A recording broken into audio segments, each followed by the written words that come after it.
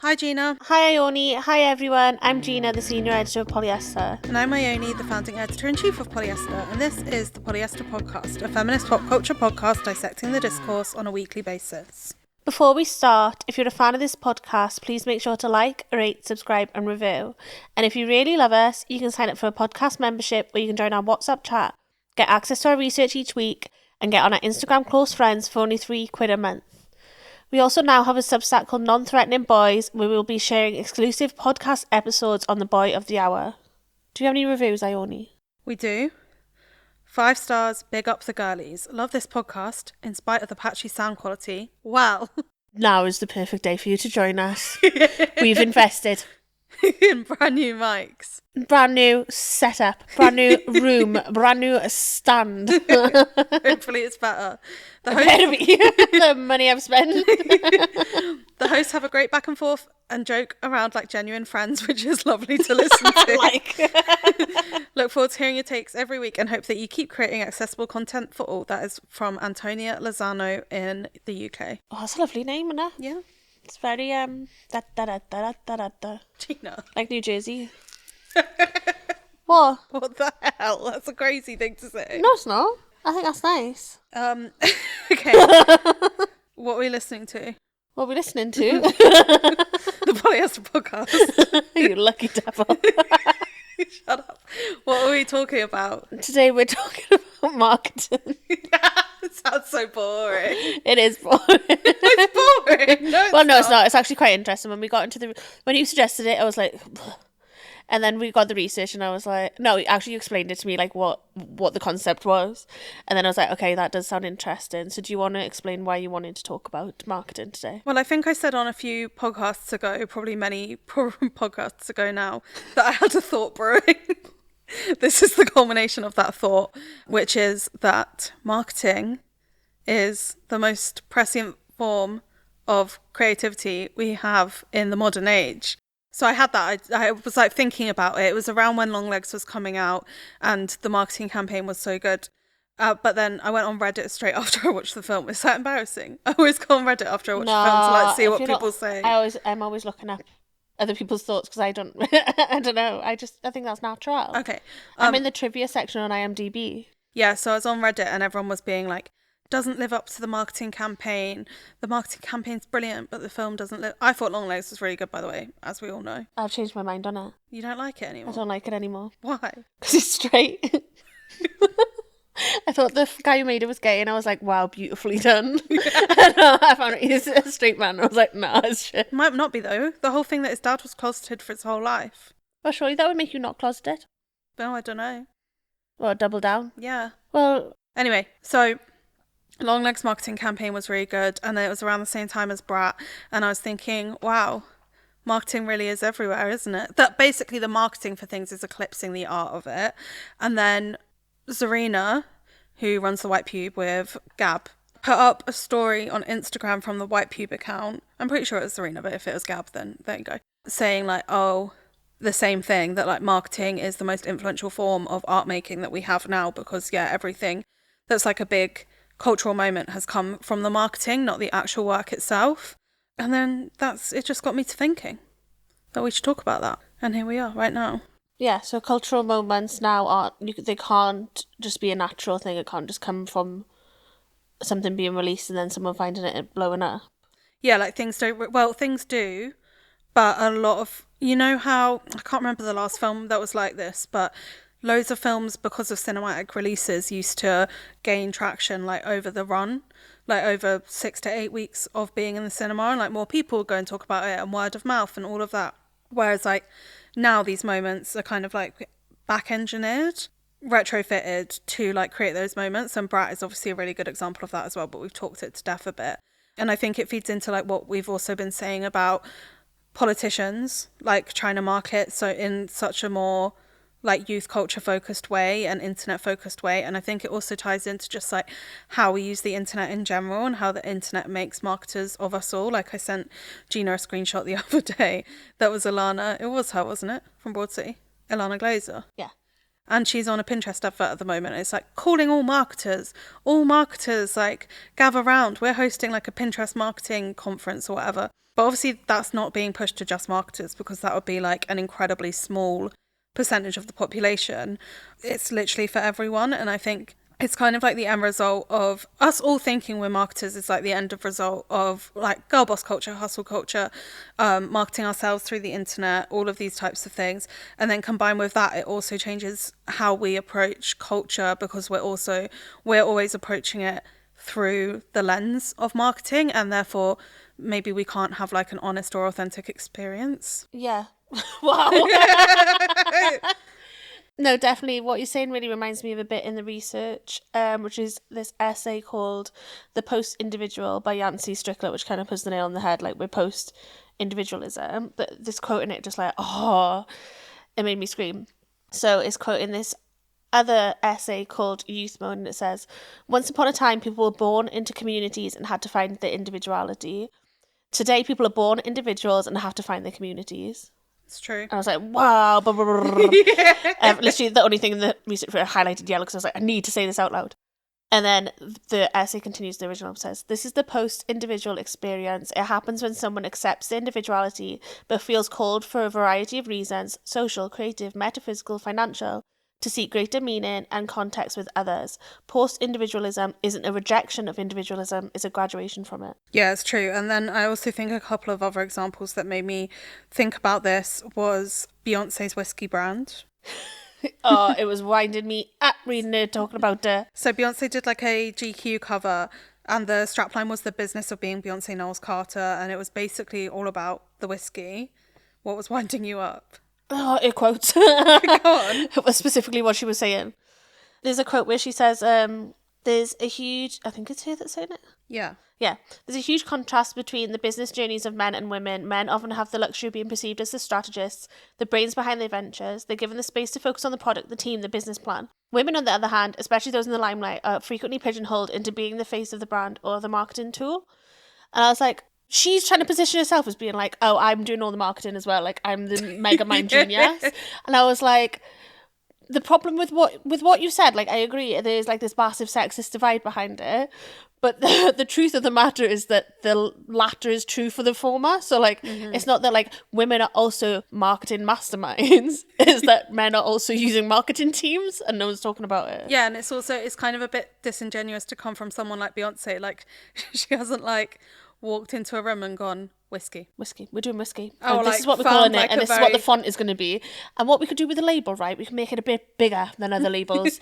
And the bottle, I think we should have like a round bottle. I think we do a comeback the round bottle. I've looked at all the analysis myself. Yeah, exactly. Like, it's Be kind serious. of, it's like when, you know, Kendall Jenner's tequila, and she's like, I went to Mexico and like tried all the tequilas or whatever and did this. It's like, okay, cool. I went to Italy and had 5 bowls of pasta. That doesn't make me the fucking expert on bow ties, does it? What's it called? Farfalle? And then I also thought it was interesting because in GQ she said, one thing I've worked extremely hard on is making sure my kids have as much normalcy and privacy as possible, ensuring my personal life isn't turned into a brand. It's very easy for celebrities to turn our lives into performance art.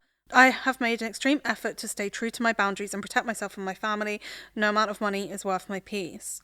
What, so she just sticks her name on useless shit then? Like, obviously she doesn't have to sell her kids out, but also I think it's interesting that celebrities are now becoming wise to like talking about brands and like as if it's something that they should be proud of as artists, which is like something that traditionally art and commerce is not. They're not like natural bedfellows, do you know what I mean? Yeah. So to be like, not make my brand this is like a very kind of like zeitgeisty way of talking, but I think it also speaks to how we have morphed, like our behaviour has morphed, and business behaviour is kind of, business terminology has seeped into our lives like so much, like even just being like, oh my god, that's so on brand for you. But not to like pigeonhole Beyonce into this. Another person is, we're hot on the steps of a new Sally Rooney book. Yep.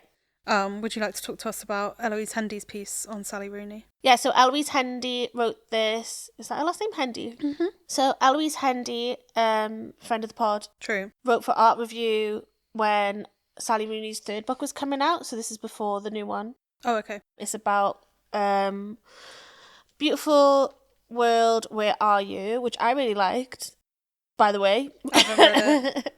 And it's talking about, the book is really meta. So like one of the lead characters, which she kind of has been doing like the whole time, like everyone always like accuses of autofiction, is like you've based all these characters on yourself, which is kind of like why it's interesting that people are like, right now there's like that big discourse about like her not writing fat characters. Mm-hmm. And it's like, well, you can't accuse her in one breath of only writing about the stuff she knows, and then also be like, why aren't you writing about fat people? That's the same thing. What do you mean? Like, if she's not a fat person. No, but you're saying she only writes about what she knows and she doesn't know about writing about fat people, so... That's exactly what I'm saying. People are contradicting themselves by saying that. Well, they're saying she shouldn't just write what she knows. Well, people are saying, like, she's shit for only writing what she knows. Okay, fine. She should write about fat people, but I'd rather not. Anyway, we're not talking about that, though. Anyway, we're not talking about that. I just thought I'd slide it in. But no, I think it is relevant. So basically there's been loads of discourse because Intermezzo, which is the fourth Sally Rooney book, has come out and has of course had like a massive marketing campaign around it, from like tote bags, branded coffee cups. I saw like live drawing on the cover, like because the cover's got that big white space.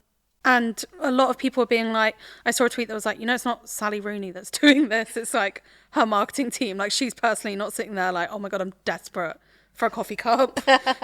Even though that is something me and you would do. 100%. And it got me to thinking about how, like Sally Rooney isn't really marketed, but she's not really like posited as a person. Like she is like a type of person now, basically. Her work like evokes a certain, like if you say Sally Rooney, it does evoke a certain type of skinny white woman who lives like in an affluent area like London Fields, I'm going to say, because we're London centric, and has like nice jeans and a nice coffee jeans. Do you know what I mean? And like really nice the hair. Sally Rooney coffee. Yeah. Like I feel like it does like she has become that more than she's become her work, if that makes sense. Definitely. And I think that really ties into what Eloise's article is about, because that book, the one's about the Oh Beautiful World, Where Are You? In that book, she's one of the lead characters is a really famous novelist. And she's like complaining to her friend loads, being like, it's a fucking joke, like I don't like feel like a celebrity, like I'm never in one place at one time, like I've been commodified into this thing that I'm not, everyone thinks they can comment on me. So obviously she's like using the character to talk about herself. And then in the article, Eloise poses the question like, is it ironic that Rooney's most hyped and modified book contains explicit passages denouncing the literary world and the cult of the author? But then I was thinking on it and I was like, authors have always had mass followings. Like people have been like, we had that article about Russian literature and girls like who are really into that. I remember when like obviously like Harry Potter, when we were like kids, teenage books, like those like girls in love books that like Alex Ogden's rereading by Jacqueline Wilson. People just get really, really into authors. Like I had like a massive Jeffrey Eugenides phase. I had like a fucking Anne Rice phase. It was always a thing. It's just now that like the companies market it in such like an explicit way to make that you having those phases part of who you are. Yeah, and I think as well it's basically this thing of that we're constantly being marketed to, so we're constantly processing everything as marketing as well, which is something that I put in my notes, which was basically, let me see what I said because it was like last week. I was basically saying that we view everything, like humans process everything on the internet as marketing now. And I think it goes back to, like the Duolingo fucking owl, or like KFC trying to be your mate or whatever. Because we're so used to everyone trying to talk to us in this like personal tone, we assume everyone is not personal. And even it goes back to like what our work in Polyester, right? So when we write about something, even critically, so like, I don't even know what an example is, but this happens. Oh, Grimes. So we had the like Grimes article up last week about the Reddit theory that Grimes is making girls shave their heads, and obviously people that listen to the pod will know that we were really critical of Grimes like 2 weeks ago, and this essay was also critical. But then people love doing this in our comments, like stop platforming her, stop giving her airtime, stop this, stop that, because they assume that like that old adage like all press is good press kind of thing. Yeah, it's childish. But then also like media literacy is dead, so they assume that if they see someone's picture on the internet then it's praising them. Like someone commented like, oh, this collage is romanticizing her aesthetic. It's like, it's literally just pictures of her, like it's her aesthetic because that's what she looks like. But also it's like, how do you think you found out that you don't like her? Because you found out that you don't like her through someone platforming this discourse. So now that you know, you'd want to pull the rug out and be like, oh no, no one else can know now. Yeah, no, I think it's more that like everyone assumes that if something comes from like a big account or something that they're being marketed to. Obviously this goes back to also like murky disclosure in terms of like influencers, even magazines. We have been seeing lots of magazines with undisclosed sponsorship at the moment. So there's like a lack of trust. We live in like the post-truth age or whatever. So therefore we consider everything that we encounter a transactional like buying and selling agreement. Whereas like that's not like some people are just trying to put work out there. Well, I think it comes back to how the internet has been taken over by ads as well. Like it used to be a place where you could just express yourself freely and like there would be no advertising on those things whatsoever. Like a Tumblr blog like really didn't have, like I don't remember seeing many ads on Tumblr. There weren't any until was it Yahoo that bought it? Like Yahoo or Twitter bought it. It wasn't Twitter, I think it was Yahoo. Okay. But yeah, it was like we don't have those online spaces anymore that aren't advertised to you, and then that I feel like that's led into everyone branding themselves as well because it's all in like one place. Definitely. And with that, we are going to an ad break. And we are back. We are back. Hello. Hiya. Okay, so now what are we talking about? I think just to continue what we were saying about advertising spaces and who we are online and how like it's all affected one another. In the essay I referenced earlier, the post-individual one, there's a bit at the beginning where it says to go online is to become re-individualized, an individual in a whole new way and place. You still exist in the physical world, but you gain a new social existence that floats over top, around, inside as a force within almost all other areas of life. So we already know that. We talk about it all the time, like who you are online is different to who you are in real life. There's no way that those two things can be the same. But I just thought it was interesting how it then goes on to say like this hasn't been the case in human history before now. Mm-hmm. So like you only ever had one existence before because you only existed in the real life. So then you could be more aware of what was advertised and what wasn't, I think, in real life. Whereas like online, it's like because those boundaries are blurred and we're also split into so many different individuals, it makes it even easier to like buy into marketing that's about like being about an individual sort of thing. Well, I also think as well like that a huge part of this is language based, right? So now when you are like on a bus or on the tube or whatever, all of the advertising that you're experiencing is using internet dialect. So therefore it makes it even more difficult to like pull apart those two selves, and it's just like all one big continuation. Also, absolute fucking sidebar here, but what a joke is it that all streaming platforms have adverts on now? It's like I pay for them. No, I know. They fucking just take me out back and shoot me. I'm sick of it. I watched so I've been watching the new Lord of the Rings TV show, yeah. 70-minute episode, 6 ad breaks. 6 ad breaks? It's like I'm paying £10 a month to Amazon, the most evil company in the world, for this luxury to watch a fucking H&M Charlie XCX advert in between it. And that's another thing, though, that I found interesting because it's not telly adverts, as someone that loves traditional morning telly. Like, when you're watching television live, like Lorraine this morning, all the adverts are still, like, for fucking Grannies, funerals and, like, life insurance. And they cost, like, 10p and are made on an iPhone. Whereas, like, you watch streaming ones and it's like, yeah, Rihanna, Dior, Charlie, H&M, Marc Jacobs, like they're all way more tailored to like funny quotes my interests. The algorithm, baby. It's so scary, isn't it? But also I'm pissed off, like I'm paying for these and then what, they want me to pay £20 a month to not have adverts? Are you fucking joking me? What? That just made me laugh. I actually just think it's so evil. No, we've just come full circle with it. We're like, now we're just gonna have telly channels again. Well, it's basically, I saw someone being like, oh, it's basically like it's gonna go back to being what's it called? Sky. No, yeah, but what's that called? Cable, yeah. Yeah, we're just going to go back to Sky where you're like, right, I pay 40 quid a month and I've got these channels. Well, I'm not being funny. And I do pay 40 quid a month because I pay for all of them because I'm a mug. You are. I do think you're a mug. I think that's crazy. I pay for Apple TV. I pay for Amazon Prime. I pay for Now TV. I pay for Netflix. I pay for Hey You. And I pay for Disney. Right, I'm making a spreadsheet. We're splitting our resources, girls. So we're not. No one's paying for all of them by themselves. That's crazy. And no, and a continuation of this, though, is I was watching Emily in Paris, which is obviously just like the biggest scumbag telly on earth. But And it always has been trash, but now it is literally just like a 30-minute long advert. So in a 30-minute episode, there was 3 different product placements, and not just product placement as in like, oh, here's like a lovely bottle of Perrier. It was like what, a lovely bottle of Perrier.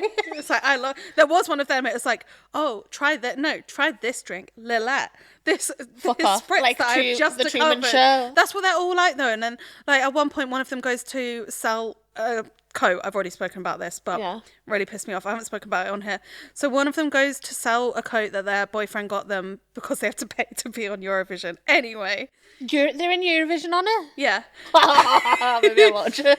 And she goes to Vestiaire. Vestiaire doesn't have any in-person boutiques. It's an app, A. And it's meant to be like a Chanel couture coat. And she goes up to the thing. She's like, hello, Vestiaire. How much can I get for this Chanel couture jacket? And they're like, 3,000 euros. A couture jacket would be worth so much more than 3,000 euros. 100K. You're not advertising this product well. Like 20K more. More. Anyway. No, actually, they are advertising it well because that is what Vestiaire would give it. Yeah, it's true. Because nothing goes fucking anything on that platform. But it's like that over and over again. And then they go to like a ball game. This is all in one episode, by the way. Game? Well, I don't know. I think it's American football. Oh, really? Yeah. Is ball game not baseball?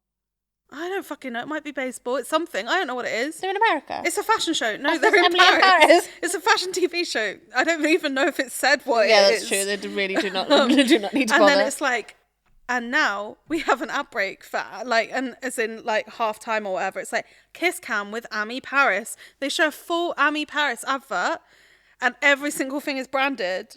That's 3 in one episode. Oh, it's so Wayne's World, isn't it? It is like, it's like the Black Mirror episode with Daniel Kaluuya, Yeah. where you have to like clock the points, but we're not even clocking any points. They're getting all our data and we're paying for the luxury of it. No, it's like in Futurama where they start just like putting ads in your dreams. It's the next, that's They're what like, I'm you saying. can pay to not have ads in your dreams. That's what I was saying about like now you feel more uncanny valley when you're actually out in the street, because it's like you see all this stuff on the internet and then you walk out there and there's like a billboard for deodorant telling you to be demure, and it's like so discombobulating. And I think it's interesting to go back to the start of the episode where you're like, marketing is art, because they've also like not just marketing hasn't just taken like our internet discourse or the way that we talk to each other online, taken over those spaces and translated it back to us in real life, but it's also like taken over art itself. So like even seeing like, you'll see something like spray painted on the ground and you'll look closely and it's a fucking Burberry ad. Yeah. Like they've used a stencil to... Like the cafe you go to is Burberry branded. The tube station is like, what was the one the other day that was ridiculous? Oh, the Samsung Fold phone, Yeah. but they did it on like old street station. Yeah. All of this stuff. And obviously that's kind of like bad examples of it. Whereas like, I think my original point was that like when done well, marketing campaigns can, like, they're such an effective creative medium. Do you know what I mean?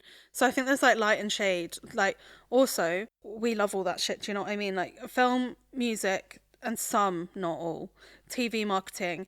I thought you were just going to say, I love films, music, TV, and art. But no, some are providing like additive experiences is what I mean. Like, Yeah. it's cool if you can get like the long legs, what's it called when you like decode something? Cipher. Yeah. And it's cool that like some influencers got like a cake delivered to their house. And like some events are good, not all. I was looking at this, I was thinking about this morning, like so many branded events now just look so shit. Oh, Anyway. That's because we've talked about this before. People can't throw a party. The people can't throw a party. Or like with Mubi and the Substance, obviously we're biased, but them like making the pen as the activator, it's like, I want a fun bit of merch. I love a fun bit of merch. Well, that's what I think with the cinema, though. Like, their marketing campaign has been amazing, but a huge part of it is people being on Twitter being like, no one's spoiling this film. I've not seen a single person spoil this film, because everyone's like, I genuinely wanted people to go in and have that cinema experience. Well, I think this is where the convergence of like what is marketing spend and what is not gets interesting as well, because now marketers or these kind of people in these businesses have audiences that will directly market films for them. It's why like Letterboxd is so successful, do you know what I mean? Because we all play a part in marketing these experiences as well, which is also a very like cynical way of like saying that we're consuming art, but you can't really separate one from the other now. The other example I was thinking about, like a grower industry, like that's been a show that's been on for like 2 seasons. Yeah. not really picked up any steam, and now with season 3 everyone's like, industry heads, we're winning, because everyone's watching it. Yeah. I'm gonna watch it. I watch it. It's not You've even been out in watching the it for UK years. yet. It's on iPlayer. Yeah, October 1st. BBC Pay. Not as fun. Not as fun. Not as fun. No, but as in, it's interesting as people that like enjoy these cultural mediums, I guess, as everyone does, but like probably enjoys them. We don't just watch something and then like, yeah, we're the type of people that read it afterwards. And it's interesting that the people that also do that are finding it difficult to separate like what they feel because they've been marketed to feel and what they actually got out of the experience. And sometimes it works really well, and then sometimes people will feel disappointed by it, which is how I felt with Brat personally. Which is how I felt with Long Legs, to be honest. Yeah. Even though they didn't market it as like a gay man has made this film. This is my Even though they didn't, own biases. Assumption. But to go off what you just said as well, like I think it's because we've also branded ourselves, and to make yourself as a brand online, you are not just the things that you're the things that you consume. So like the things that you consume have to be like this certain level of cool to make you be cool. Yeah. Good point. Well made. So like it ties into all that. What do you mean? All that has just been said. All that has just been all said. That will ever be said. No, and it becomes like who you are as an identity, because we've become brands online, and that's become who we've tied branding into who you feel as an identity, and because of that we're fucked. I think that's not that new though. Like I feel it's such a teenage thing to do that. Do you know what I mean? Like you're 13, you're like, I'm going to be a goth today for the next 4 years of my life, or I'm going to be this, like I'm going to enjoy this. Like part of it is like primal, I guess, that you want, that's what you feel called to, etc., etc. But then I feel like maybe it's our generation because we grew up at the beginning of social media, but I feel like we've always had that instinct to like not brand ourselves, because it depends whether you're doing it for others' consumption or not, but we know how to like put things together. Do you know what I mean? But I think it's amped up. Like we're not just the sum of the things that we like. We're like part of the brats. I do find it like a bit repulsive when people use social media as if it's like a podium for them. Do you know what I mean? Well, no, what do you mean? Like, as in if people are putting up stories or whatever and they're like, hi guys, don't you just think this is like so my brand to like have this bag or to like do this thing, or like very me coded and like stuff like this. It's like now all the jokes that we'd have in our friendship groups we have with like millions and millions of people, like whether it is like for something else, aura points, all of this kind of stuff.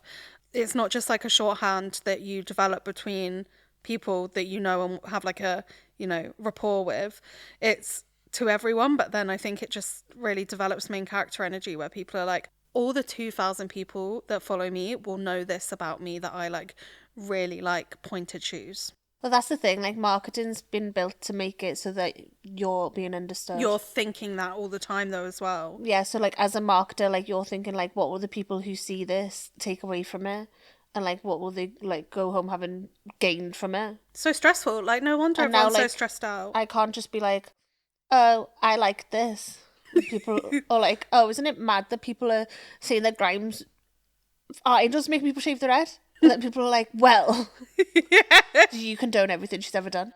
Well, I think that's another problem with this, whatever, you know, that this exists now, is because we think that everyone, whether it's a billboard, a person, a band, a TV show, a musician, is directly making things and talking to us specifically, which develops the like Twitter attitude of, if you tweet, I don't like peaches, someone will say, well, what about apples? Man, I've fucked up that metaphor, but no, that's literally what it is, I think. Yeah, like this whataboutism where if you're not like catering to exactly what your reader is saying, then you're wrong, which feeds back into the Sally Rooney thing of like, oh, there aren't fat characters, so therefore she's wrong.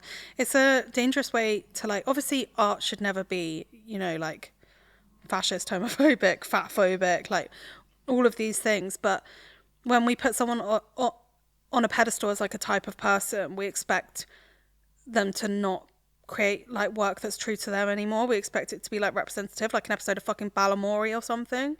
Yeah, just not everyone's experience, nobody's experiences are universal. No, and I think it's more worthwhile when it comes to books. I know we've like jumped around here quite a lot, and films and everything, to be honest. It's like if there's one thing you can speak to really well, as long as you're not being bigoted about all the other things, then like what's wrong with speaking to that thing really well? Also, it's just such a loss of empathy, innit? What do you mean? Like, I can read a book about something that I've never fucking experienced and will never experience. That's what art is. Exactly. And What was that tweet that I told you the other day? What? It was like, oh, the thing I love about music is that you can be like a 12-year-old listening to Chapel Roan at the Pink Pony Club or whatever and be like, I feel that, even though you don't feel that. And then someone quoted it like, that's why art's good. Yeah, that's what art is. Yeah. But it's true, and like people are being like, well, I don't get seen in this Sally Rooney book. I'm like, no, I don't know. I know personally that I don't look like any of her characters, but the things that she's expressing through those relationships or like the thoughts that they're having or the email chain that they're having is something that I can relate to because she's writing in a way that's empathetic. That's another like marketing thing though, isn't it? It's like, if I can't see it, like a marketing attitude is like, if I can't see it, I can't be it. So that's why like billboards have to be a certain way, like adverts have to be a certain way, and that's true. Like, okay, if we have to be sold products all the time, like we always say, I want my algorithm to be better and actually like show me fat clothes, not just like a Reformation dress 500 times. But it's not really the same when it comes to art, do you know what I mean? But we've, again, and I say this all the time, we view everything on as if it's the same now. So we view advertising through the same lens as which we read books, as which we watch films, as which we talk to our friends. Like, we don't really have like any delineation of understanding anymore, which is quite bad. We also all need to get out of fucking algorithm thinking, I think. No, 100. But like, what do you mean? Because like you curate a feed that's and then the algorithm continues showing things in that vein. So like if I watch 5 videos about baby ducklings, that's all I'm seeing for the next week. I only have to see one. Like, I was watching those TikToks I was telling you the other day, where it's the cat with the trombone, and it's like, are you ready for this? These 5, and it's a cat singing a song. Yeah, I literally sent you one, and then my whole TikTok was that. I was like, no, it was good. You enjoyed yourself. Yeah. But so like, say that I'll like Moo Deng. Why is a hippo being marketed? Baby Moo Deng. I love her. I'm not gonna complain. make the internet should only be cute animals. But my point was, and we talked about this in an episode where we were like, the kids can't research stuff anymore. Yeah. It's like you used to find stuff so much more like tangentially. Yeah. So like you'd like one thing used to take you down a rabbit hole of another thing. Yeah. So like, for example, I remember as a teenager like watching Juno being like, I love this soundtrack. Listen to the soundtrack being like, this is the song I like the most. So listen to more of this artist. I watched an interview with them. They recommended this artist. Whereas like I think like you'd watch Juno, find one edit, and then you're just in the loophole of Juno edits yeah, the rest of your life. Yeah, we don't have like curious algorithms, and it's making us not have curious minds. Yeah, we need an algorithm that's a bit more nuanced, please. One who's like, you like this, you might like this, instead of being like, oh, you like that, watch it 10 more times. And with that, we're done. We are done. I think sorry that might have been a bit rambled, but we were excited to talk to you about marketing, which I will. Anyway, now listen to this ad. We'll see you next week. Thank you to Olivia and Siham for sound teching, Siham for the research. Thank you, Ione, for being my co-host. And Gina for being my co-host. And thank you all for listening. We'll see you next week. Bye. Bye.